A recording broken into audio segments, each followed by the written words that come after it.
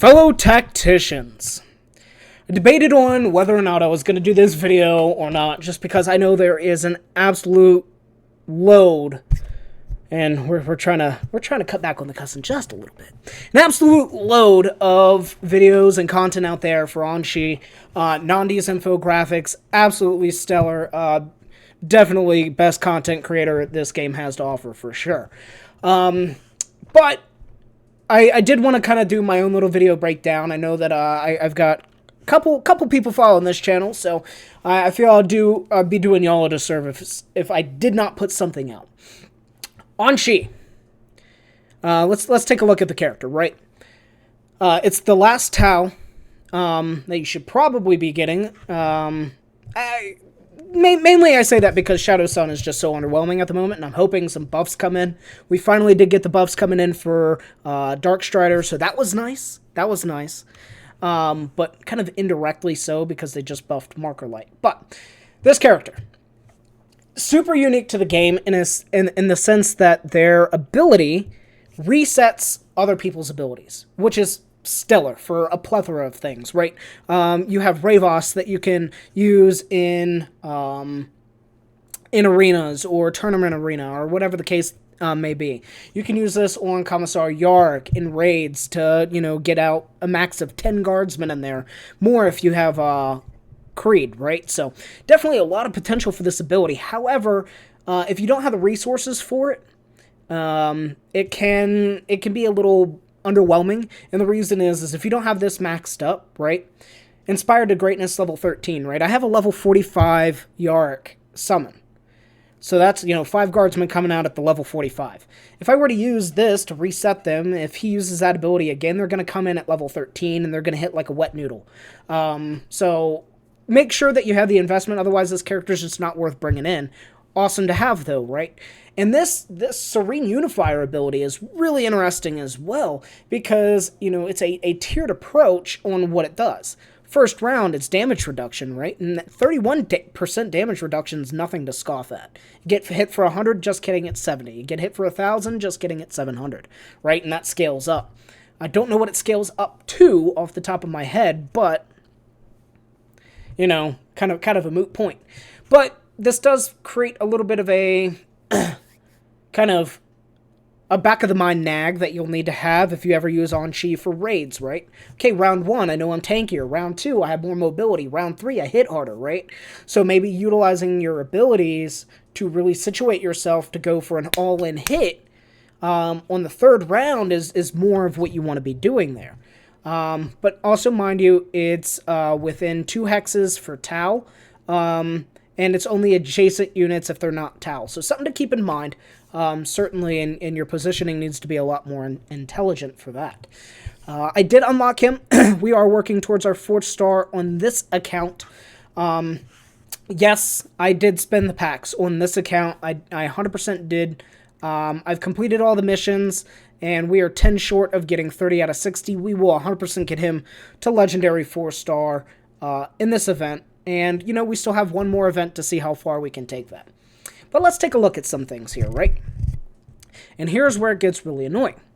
You have the different sections, Alpha, Beta, Gamma. In Alpha, bring everybody. It's all good except for your orcs, because you're going to be fighting orcs. But if you followed me, if you follow pretty much anybody, or you just play the game, you know that orcs are kind of underwhelming. Beta. Here you can bring everybody except Imperials. This is really going to hurt you, because you remember that faction that I just talked about not liking, the orcs? They're going to be pretty important here. And the reason is because all the Imperials are blocked out. And then you also have the affixes that you need to play for. One of those affixes is physical damage. You need to have a full physical damage lineup. And orcs really bring that to the table. And you finally have Gamma. Everybody's allowed except for your Chaos units, your Chaos factions. I don't know if this is going to include the Tyranids in the future. I'd imagine not, just due to the nature of, you're fighting the Death Guard here in this, and so they're not going to let you bring in the Chaos Marines. Maybe they'll let you bring Tyranids. I don't think the Tyranids really give a shit who you are.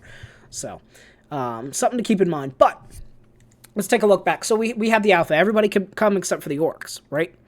And what you need to then do is you need to go through each of these battles and collect as many points as possible to get this little bar here knocked up. Once you get that bar up, it will then add in these tokens. That'll go into this. Once you get enough tokens, you buy a crate.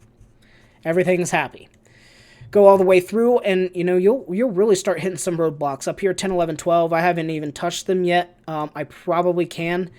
The Death Guard over here hit hard. I tried bringing in a specific team, I think, for flying and Overwatch. But we're going to hop in here into the alpha and take a look at it.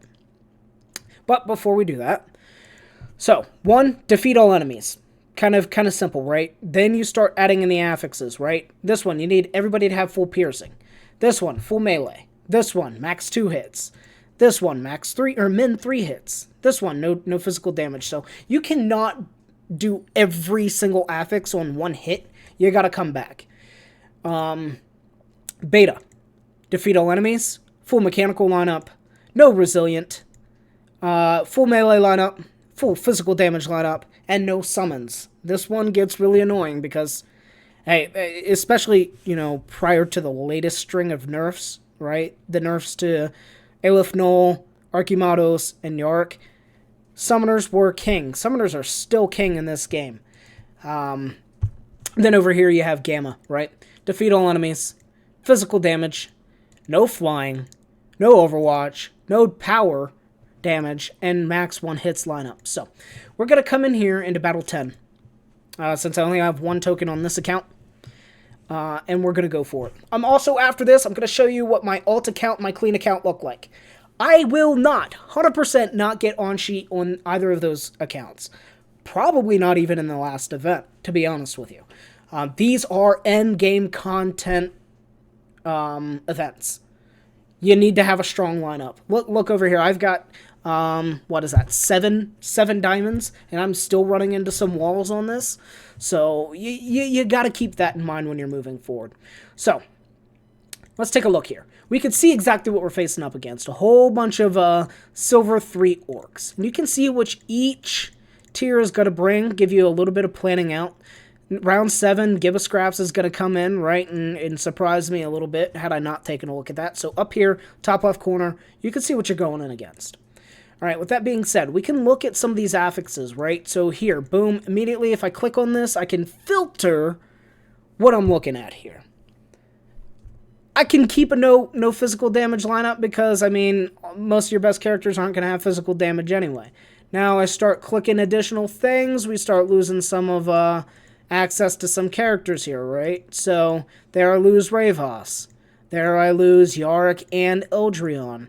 Here I lose a whole bunch of people because not many people have piercing. But, if I do keep no physical damage, I only get 40 points. Right? I kind of want to add in that min 3 hits. I kind of want to add in, that full melee. That piercing's 115 points.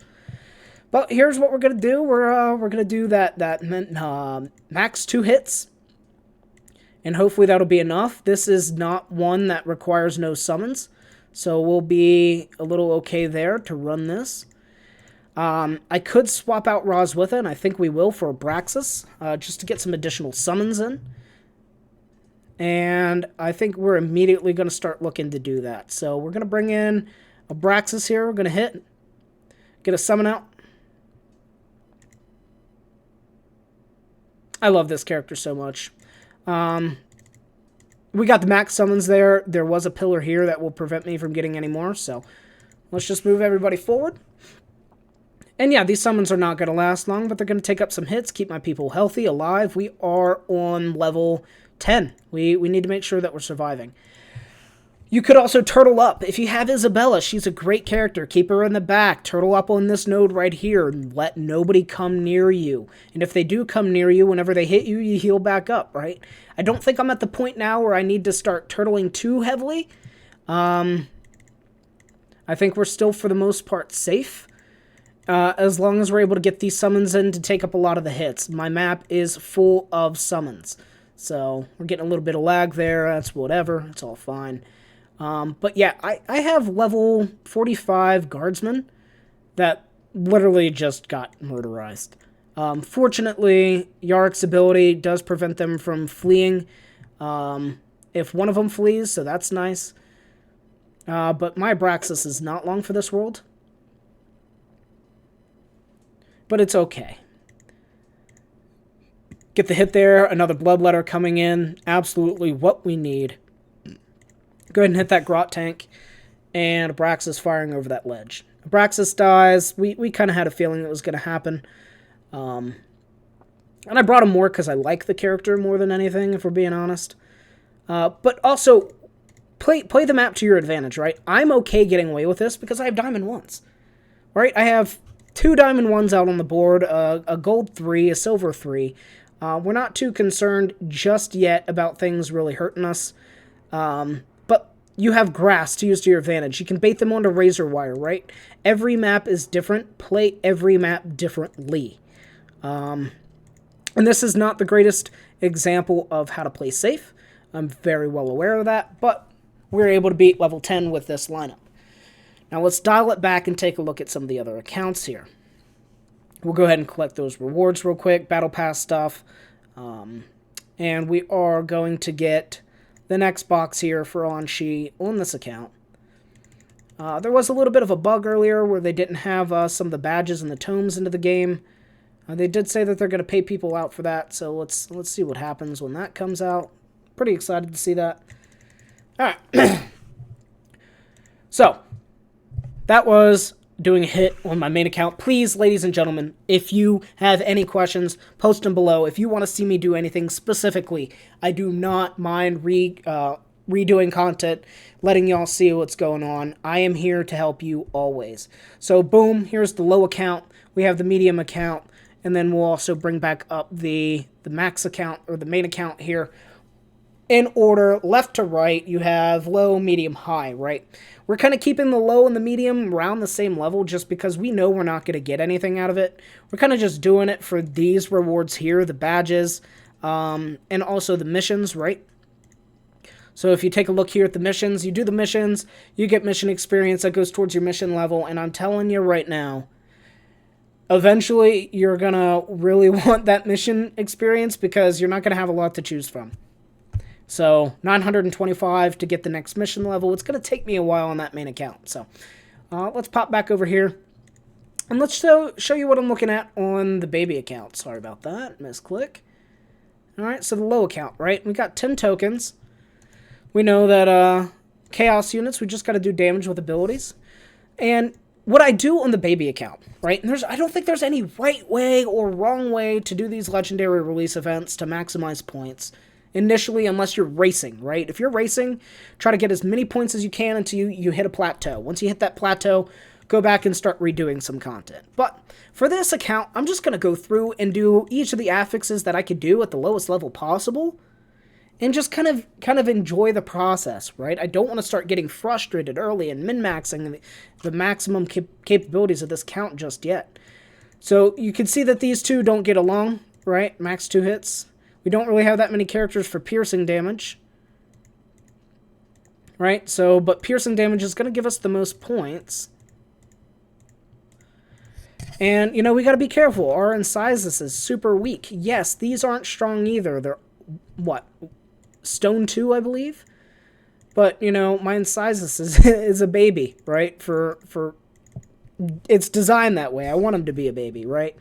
But go through, you know, get some experience on your characters, get some badges. Like, yes, this event is meant to be for endgame content. Doesn't mean you can't get anything out of it. And for everybody freaking out, looking to buy the packs and everything, I know you missed out on buying the first pack. I think that one had a timer on it.